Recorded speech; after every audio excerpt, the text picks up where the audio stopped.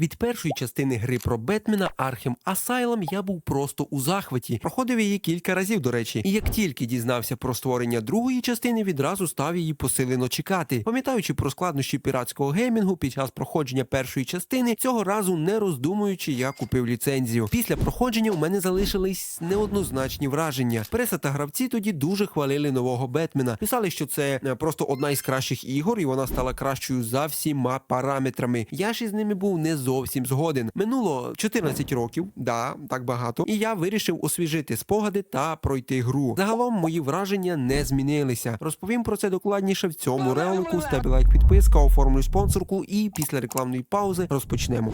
Стоп! Додивись до кінця. Ти ж знаєш, що далі алгоритм покаже тобі якусь нудну діч, а тут реально варте уваги. Є гра, яка зветься Regret. І якщо ти зараз подумаєш, а знову якась індюшка тупорила, то тримайся за стілець. Regret – це не чергова стрілялка і не виживання в лісі з паличкою. Це диктатура, параноя, ігри розуму. І головне, ти та троє твоїх друзів за столом, де кожен раунд хтось вилітає. Не тому, що програв у скілі, а просто тому, що всі проти всіх. І виживе тут тільки один. Кожне рішення там, як останній ковток повітря. Сказав щось не так, тебе злили. Зробив хибний хід, тебе злили. Просто був підозрілим, тебе, звісно, злили. Regret живе на підозрах і брехні. Чудово, правда? І найцікавіше, гра ще не вийшла, але ти можеш зайти в закритий плей-тест, поки двері не зачинили прямо перед твоїм носом. Хочеш впливати на правила, давати ідеї, казати, що розробники все роблять не так? Будь ласка, заходь у їхній Discord, там тих, хто хоче змінювати гру, забагато не буває. Посилання на Discord залишу в описі. І не роби вигляд, що ти це пропустиш. Додай Regret у вішліст в Steam, бо потім будеш шукати назву і не зможеш знайти. Посилання на Steam залишу в описі. Хотілося б розпочати саме з сюжету, тому що сюжет в новому Бетмені дуже сильно всі нахвалювали. Якщо коротко, то сюжет тут такий. Тіньовий лиходій першої частини, голова лікарні Аркхем Квінсі Шарп, таки став мером Готема. І під впливом зловісного доктора Х'юго Стрейнджа створив у центрі міста закриту зону в районі старих кварталів, куди зігнав усіх злочинців та надав їм можливість керувати кожним сам по собі. Ці природно відразу збилися в банди за інтересами і почали ділити сфери впливу. Для охорони периметра цієї нової імпровізованої в'язниці наймається приватна охоронна організація Тайгер, яка замінює собою і поліцію, і армію. Оперативники Тайгер хапають Брюса Уейна, який мітингує біля воріт периметра, і, звісно, за надуманим звинуваченням кидають його у в'язницю. Там Брюс дізнається про таємничий протокол 10 і, перетворившись на Бетмена, починає вести розслідування і взагалі розбиратись, що це таке. Ось, якщо коротко, в принципі, сюжет на цьому і побудований, і він ніяким чином не можна вважати його якомусь там супер-мега щось там винахідливим, оригінальним.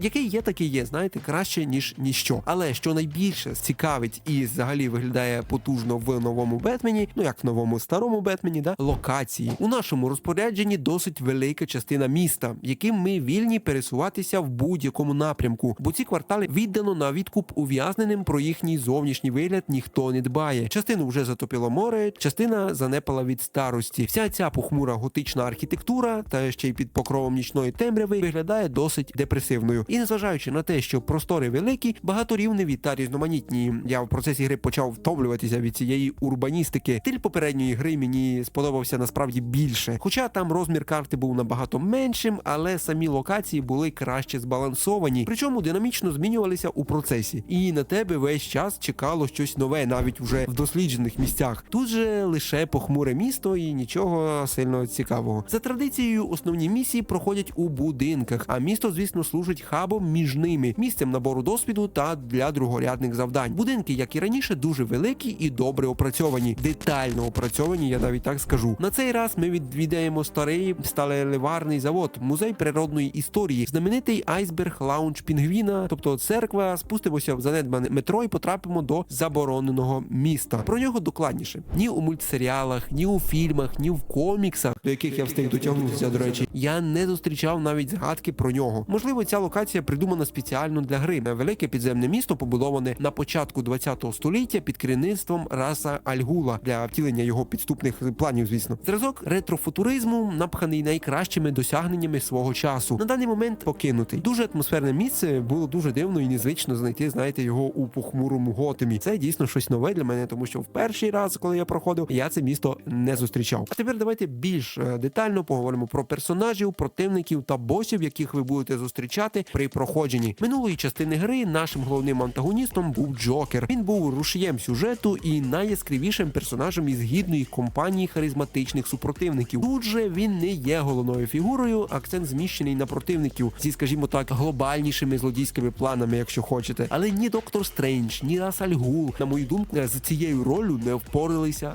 взагалі. По ходу сюжету зустрінемо наших старих знайомих Дволикого, Пінгвіна, містера Фріза, а також таких нечастих гостей, як Соломон Гранді та Гліноликий. Усі вони є босами в тій чи іншій мірі. Найбільше мені було цікаво битися з Віктором Фрізом, тому що він дійсно був тут досить потужний, який начебто поганий, але насправді добрий, але не зовсім, типу, він і на ту сторону, і на цю, да? Він ходить по арені у своєму суперскафандрі, який ми не можемо пробити, і морозить все гарматою праворуч і ліворуч. Необхідно грамотно користуватися оточеннями і заманювати його у пастки. Причому на високому рівні складності, на якому я, до речі, грав, необхідно використовувати всі доступні можливості, щоб його пройти. А ось Аль Гул, Соломон Гранді та Гліноликий, фінальний бос, не так порадували і проходилися за однією схемою плюс-мінус, не викликавши сильних труднощів. Цікавою та напруженою вийшла сутичка з Джокером. Наодинці він не зміг, тому привернув на допомогу натовп своїх поплічників, а сам бігає серед них і підколює нас, і закликає на допомогу нових ворогів. Буде навіть містер Абрамович. А ще для повноти картини ареною їздить паровозик, під який дуже боляче потрапляти. За справедливістю не тільки нам, а й нашим опонентам. Ця битва далася мені найважче. Пройшов, напевно, раз за так з 10-го. У першій частині були розкішні сюрреалістичні епізоди з Пугалом. Тут намагалися зобразити щось подібне у моментах з Рас Аль Гулом і шаленим капелюшником, але вийшло відчутно слабше і вже якось сильно так по-дитячому, знаєте. Давайте поговоримо про геймплей. До бітемапу на 2 кнопках додали численні гаджети, якими ми можемо користуватися прямо під час бою, навіть не перериваючи комбо. Бета-ранги, бет-коготь, вибуховий гейль, суперглушення плащем і багато чого ще. Доводиться виконувати соло на клавіатурі або на геймпаді. У мене мозок часто не встигав за тим, що відбувається на екрані. Дуже багато варіантів можливостей розвитку подій. Сам Бетмен став спритніше, швидше, кидається від одного ворога до іншого. Суб'єктивно стало легше ухилятися від атак супротивників. Стелс-механіка повністю перекочувала з першої частини, додали лише дрібниці на кшталт можливості безшумної атаки з-під град та ворогів зі сканерами виявлення, що не так сильно значимо. Детективні розслідування теж залишилися в зародковому стані. Ми, як і раніше, оглядаємо місцевість своїм суперпоглядом у затримках потрібного доказу, потім йдемо по невидимому сліду до наступного доказу, і так поки не здайнемо злочинця. Нічого нового. Загадки від Едварда Нігми. В Архімській лікарні мені подобалося шукати ці питання і знаходити відповіді не менше, ніж бити морди супостатам. Тепер цей процес дуже ускладнили. Потрібно не просто знайти зелене питання, а й здогадатися, як можна його забрати. Для цього доведеться розгадати хитру головоломку, прострибати по кнопках у потрібній послідовності або застосувати якийсь гаджет. Здавалося б, стало цікавіше, але для мене цей момент скоріше пішов у мінус грі. Сильно просіла динаміка, і все це нудно і тягомотно, і наче не потрібно. Можна залипнути на черговій загадці і зовсім забути, куди ти поспішав і що взагалі відбувається. Та із сюжетом Бетмен повинен якнайшвидше знайти собі протиутруту, а він кульки лабіринтами катає. Мої улюблені загадки, де потрібно зрозуміти, про що мова, знайти і сфотографувати потрібний предмет, тепер ускладнилися до всього через один момент. У нас немає чітких меж локацій для пошуку. Незрозуміло, що ти шукаєш там, де знаходишся. Раніше можна було натиснути на паузу, та побачити актуальну загадку для свого місця розташування, і це було дуже зручно і навпаки мені подобалось більше. Зараз же доводиться сканувати все поспіль, сподіваючись потрапити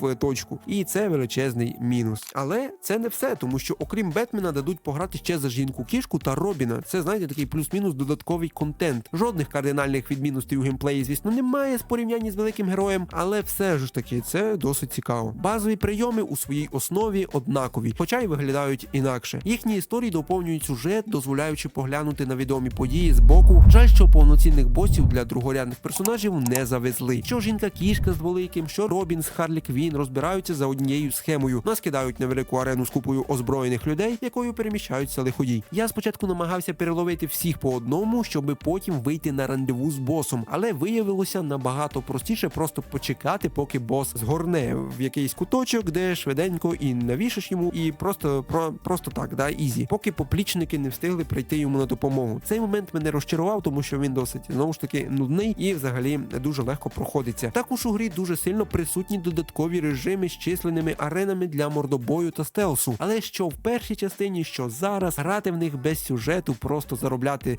додаткові очки, для мене виявилося нудним заняттям. Пройшовши кілька арен, швидко втратив до цієї справи взагалі інтерес і закинув назавжди. Якщо судити об'єктивно, гра стала краще за всіма параметрами окремо. Сюжет глобальніший, місце дії більше, бойові прийоми різноманітніше, супротивники витонченіші, і деталізовано, дуже детально пророблені, але разом із цим зростанням вшир зникла камерність того, що відбувається, якась затишність ігрового світу. Arkham City за всіх своїх переваг не зміг запропонувати мені нічого кардинально нового, не зміг захопити всерйоз, як це вийшло у Arkham Asylum. Перший раз я пройшов гру одразу після виходу у 2012-2011 році і випробував вище описані емоції. Після цього часто думав, може помилився, може чогось не розгледів, все-таки мені там було мало років. І ось через 15 років пройшов гру вдруге, і мої відчуття підтвердилися. Сиквел вийшов чудовою грою, відмінною, але точно не найкращою. Мій вердикт 8 балів із 10, могли постаратися зробити покраще. Ну а ви в коментарях напишіть, грали ви в Batman Asylum, грали ви в Batman Arkham чи ні. Буде цікаво далі почитати ваші думки. Ну і пишіть, як вам гра, буде цікаво знову ж таки почитати. З вас лайк, підписка, побачимось дуже скоро в нових відео. З вами був Ван Геймс. Всім пока.